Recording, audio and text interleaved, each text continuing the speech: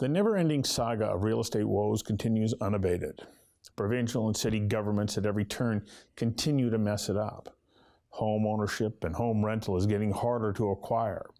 At last estimate, the vacancy rate on rental properties was between 0.3 and 0.9%, making it next to impossible to get affordable rental housing. New homes are equally difficult to purchase, especially in the mid-range. That's a home with 3 bedrooms. Oh, and forget the idea of a new 3-bedroom and den. This is forcing a paradigm shift in thinking about what is a mid-range home. Density is another issue. We built transit lines, and in many areas we've restricted density around stations that are underutilized because they're in areas that are zoned for single-family homes. There's a chorus of voices that cry out for more development. Property developers say they'd happily build it if only they could get through the stifling permit process. A permitting process that is slow and has fees that are an upward moving target. Fees that ensure the building of rental housing doesn't make sense. Fees that are adding up to $200,000 to new homes, and in doing so, driving up prices, the very thing governments say they want to decrease. We invited McMullen of the Urban Development Institute to join us for a conversation that matters about strategies she says could go a long way to relieve the pressure on the Greater Vancouver housing market. Conversations That Matter is a partner program for the Centre for Dialogue at Simon Fraser University. The production of this program is made possible thanks to the support of the following and viewers like you. Welcome. Thank you. We're in a housing market that's a bit of a mess. I had Tom Davidoff on a couple of months ago, and he said, the problem was created by God. He made a beautiful place to live and screwed up by man. We get in there and we muddle with it, and we continue to muddle with it. From your perspective, you're the UDI Urban Development Institute. Where are we at, and what do we need to do to try and create more housing, affordable housing, solve some of these issues that are on top of everybody's mind these days? Yes, we are. People call it a housing crisis. You called it a mess. I think that what we are is in a very, very difficult place, and it is very frustrating for people who are trying to live here, who already live here, for people who are perhaps trying to move out of their parents' home and find a place to live. And it's taken us a long time to get here, and it may take us a little while to get out of it. There are so many things that need to be done, and I think the unfortunate thing is there's been a lot of policies and political maneuvers that have been done, but those are not solving the issue.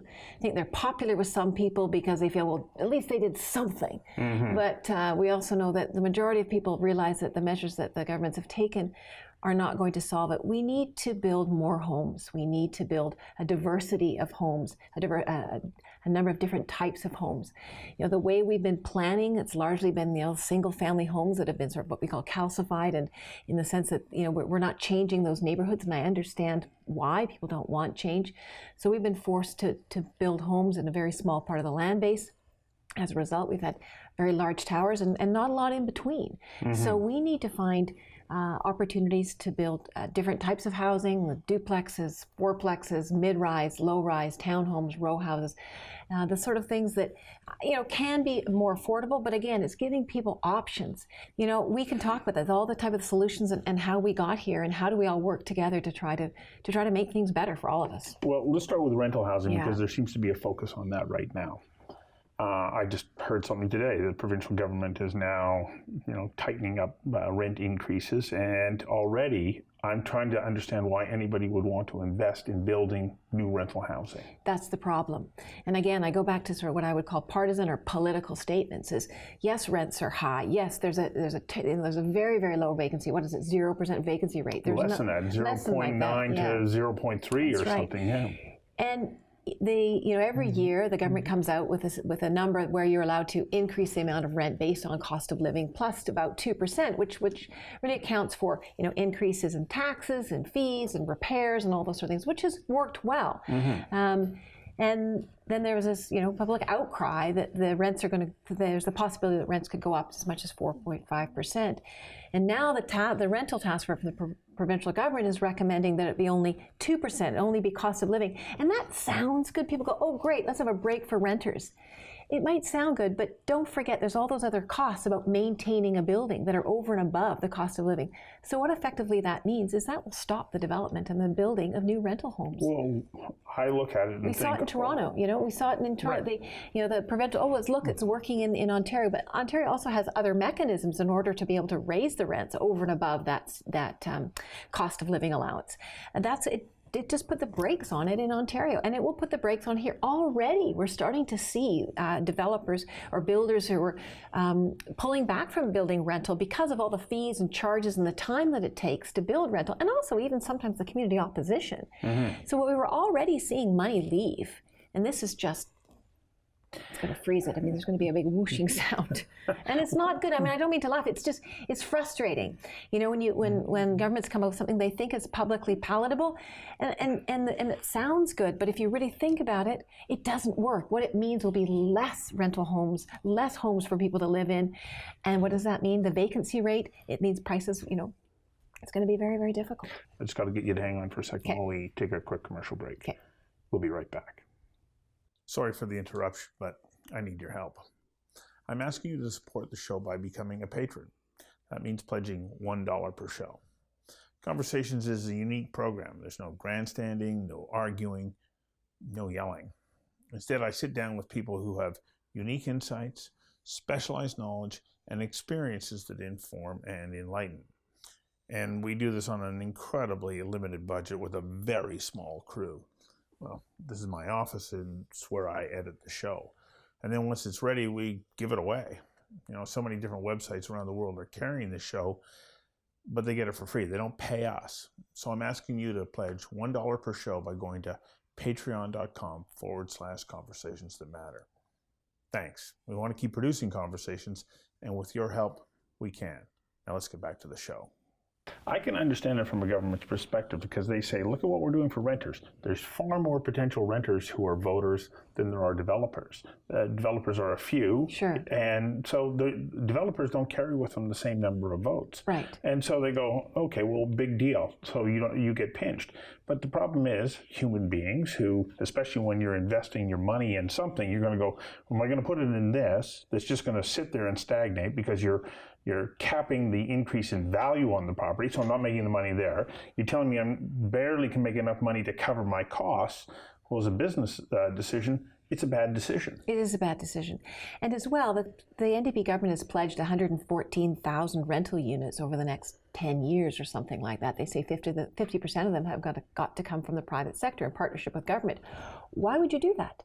You're not going to do that to lose money, you know. And I think people say, well, you know, it's time that people don't profit off of housing. Well, you know, I think that we have to recognize if you're going to invest and build rental homes for people to live in that are for rent, you're not going to do it for free unless the government invests. And sure, the government has a role to play, but you know, are we going to turn our entire housing industry into, you know, state housing? I don't think so. Well, we've seen what the result of that is in other jurisdictions. And it doesn't work. The housing is horrible. The quality goes down. And so that's what you're saying. You can vote. You know, yes, you can vote for this government because it's saying that it's looking after you. But what you're doing is you're effectively voting yourself out of a home. Right, because it's become so onerous. And then, you know, we talk about new home. Okay, well then let's increase the supply of new homes. But rental housing runs into the same challenge that new homes do. There seems to be shifting targets on what is and isn't allowable, what the fees are, the permitting process, and it's getting to the point where I believe there was a report that just came out that said that on an $800,000 condo, $200,000 of that is basically to pay for the fees on that one unit. That's right. In fact, it can be even higher when you look at fees, taxes, and other charges. It can be up to $300,000. You know, but we said on a $900,000 home, it was about $300,000 in fees, charges. And people say, well, you know, it comes out of the price of land. It doesn't. Not when we have a land base that is so constrained here in the Lower Mainland. So, you know, we've seen prices go up, and you know, the costs have gone up, the approval times have gone up. You know, just in the last 6 or 8 years, the time took when a person makes an application to build homes, it's gone from about 2 to 3 years to about 5 to 7 years. So anybody understands that that costs money. So you've got the holding cost, you've got the people on staff, you've got, you're working on negotiations, and that's also homes that are not coming into the marketplace. I said a sort of a frightening statistic, and we've got to really look for solutions, because when I said to the Premier, I said, you're pledging 114,000 units, 114,000 rental homes, over the next 10 years. I said, if it takes 4 to 6 years to even get approval, I said, you'll be out of office before even one rental unit is built. So, and then if you think that, you sort of say, well, we're almost a generation away from fixing this. If it takes 4 to 6 years, 5 to 7 years for approval, and then it takes 2 to 3 years to build, that's 8 to 10 years. So, we really need to be looking at, how do we plan our cities? What do our cities look like? Rather than sort of fighting this over neighborhood, I think we all need to come together and say, if there's a certain amount of people moving into the city of Vancouver or the city of North Van, what does that look like? How do we house them? Is it duplexes here? Is it row homes here and towers along the corridor? Whereas what we tend to do is say, well, how do you want your city to change or your community to change? And the automatic response is, I don't want it to change. Rather than, okay, we know we need to build these number of homes each year. What does it look like? And let's be part of that process. You talk, the public hearing process is broken. It goes on for days, where you get, just really a handful of people a day stand up and complain, and then, municipalities make their decisions based on that. So, it is a wholesale change of how would the public hearing process, how the approval process, how we look at fees and charges and taxes. I guess the problem is for governments is the real estate, the housing industry accounts for about 25% of the economy. Sort of the only industry that's making a lot of money. So what does governments do? They take and then it has a negative impact. So, there's so many things that, that need to be done and just aren't getting done. Like we have, a speculation tax, which is not a speculation tax. It's a tax on empty homes, and now it's actually a tax on land that is slated for development, which will be building homes. But it's stuck in the process. That's right. So you're adding more costs and time. That's right. They talk about the schools tax. It's not for schools. It's just adding more money to what is the school tax sort of pile. And again, it's going to apply for any land that is slated for home building. It's not just for, so, these things don't do anything to create more homes for people. Certainly the market has flattened. We anticipated it was going to be flattening around this time. There was certain uncertainty with a change in government, different things happening. The mortgage stress test has had a huge impact as well on that. But probably as we're unable to build more homes over the next little while, we will see a constraint in the marketplace, and we'll probably see prices rising again this time next year. Is the price of housing in Vancouver completely out of whack? And I asked that question because I was having a conversation with a couple of different people from different places around the world who were here visiting, and they looked at the price of let's say a condo in downtown Vancouver, and they went, well, that's not bad.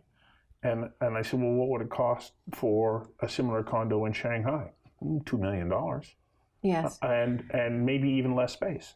And they go, but where would I rather live? I'd much rather live in Vancouver. They look at Vancouver, the quality of the air, the services, the quality of life, everything. On every measure, Vancouver is like a world-class city to him with discounted prices. But we, those of us who have lived in Vancouver for so long, go, oh my gosh, this is out of whack. Are we really out of whack? We're out of whack when we look at our salaries. Salaries in this area are very low for whatever reason. There's a number of different reasons. I suppose there's a demand for people wanting to live here, so employers can pay less because they know they can attract people because people want to live here. You maybe have to woo somebody away from Vancouver to go to Toronto or Montreal, so you pay them more. So that's a big problem. The other issue is again, we have the demand or people moving here. We haven't built enough homes for the number of people that are moving here, so prices have risen. So your parents, perhaps, my parents, also sitting an enormous amount of wealth because of the rising prices, and that gets passed down onto the next generation. So there's half of the population that does have the equity. And it's also they're competing against each other, and prices are also going up because, you know, you may earn, I don't know, $100,000 and you've saved up and you haven't saved up very much. Your parents then take out equity out of their home and they give you, you know, $50,000 or even $100,000. All of a sudden, you're sort of almost in the $150,000, $170,000 sort of tax bracket. You're in your ability to pay.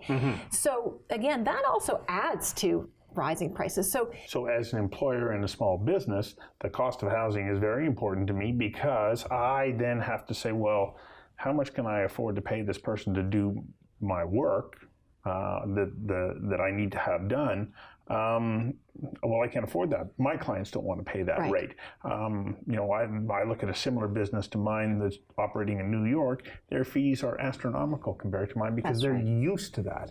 It's as though we have to have a wholesale shift around what we think the value of things is in Vancouver if it has to be in relationship to real estate. I agree. And again, you know, it does, so it is, like I said, out of whack based on salaries. And then it is also out of whack in that we have not been building enough homes for the amount of people that, you know, they say the ratio, what it should be, is about 1.7. You know, I don't want to be too technical, but, you know, in the old days, I suppose a family unit probably consisted of, in a home, was probably 2.5, maybe 3.5 people.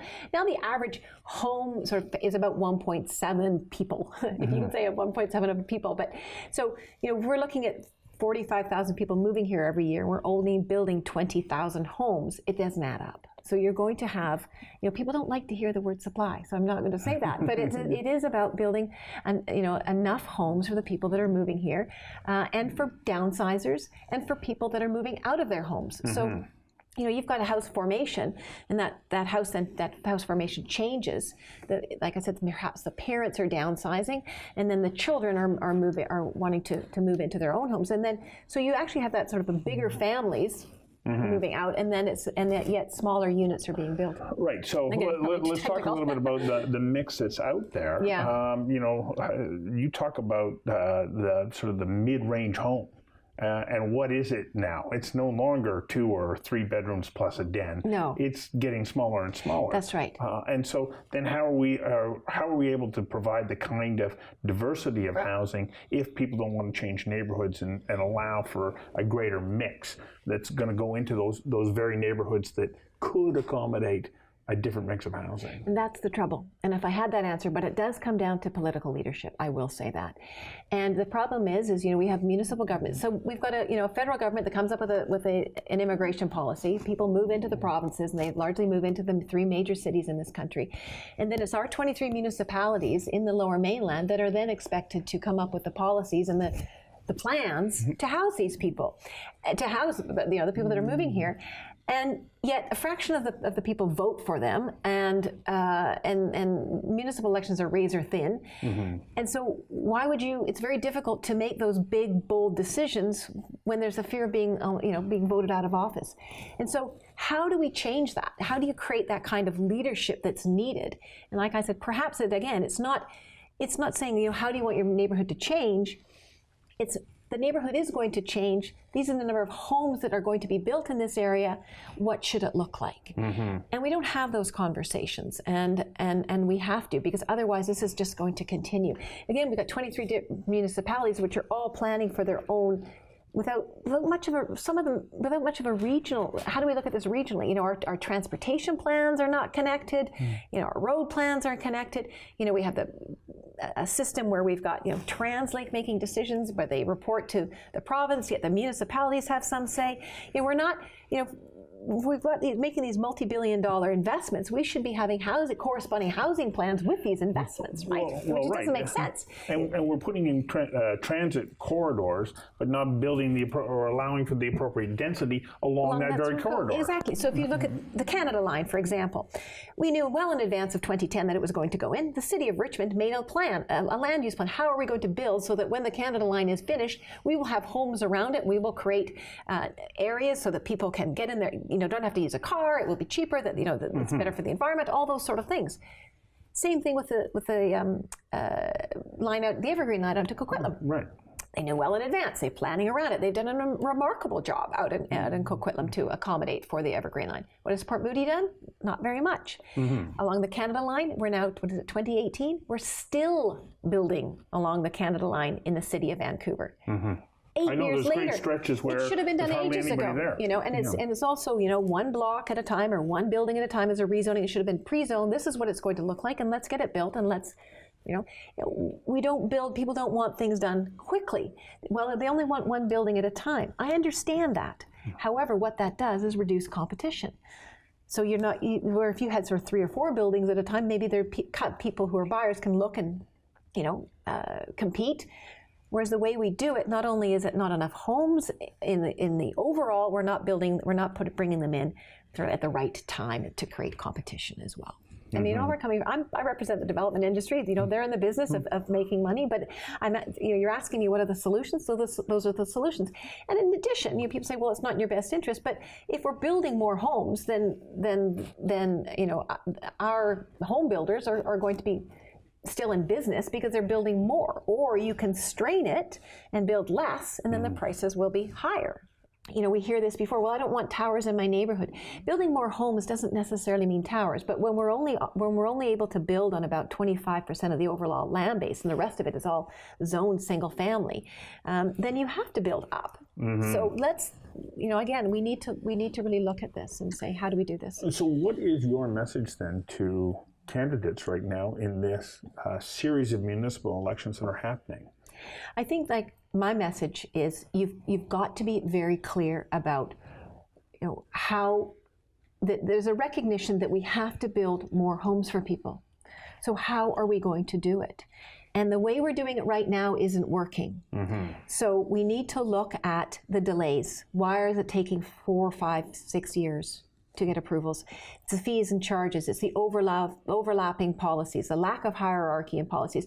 To go in the city of Vancouver, I don't have to keep picking on the city of Vancouver, but you have to go through 25 different steps to get approval. And sometimes by the time you get to the 23rd step and you've made all these changes to you know, get past the 23rd step and the 25th, then you go back to number 1. Well, you no longer comply, if you know what I mean, because you've made all these changes. Well, now that department doesn't like it. Oh, no. So then you're going around in circles. Now, the new general manager of planning recognizes this, and they're trying to bring about change. But again, it's difficult, and it does require political leadership. And I think that in some municipalities we've seen it, and in others I don't think we have. And you know, the city of Vancouver will always be more expensive. There will always be more demand. But I think that we can bring in rental housing. We can bring in rental homes. We can even have a mix of social housing. But we have to look at our land base. We have to look at our neighborhoods and say, what does that look like? And I'm not saying that everything is it doesn't even have to have a wholesale change. If you're able to, you know, build in more duplexes, row homes, townhomes, you can maintain the character and still bring in more homes for people to buy. And so what's your message to voters? Ask the tough questions about what is my community going to look like? And I would also say, how do they get involved? Well, and I think that that's a big part of it, because there have been voices that have been yelling from the sidelines and everybody else has remained quiet. And so therefore, you get the reaction that you get. That's right. I mean, my message is find a way to build more choice for British Columbians, more choice for people who live in Vancouver, more home choices, different options, a diversity of housing types, and we've got to move quickly. Thank you. And cheering your thoughts. Thank you. Pleasure.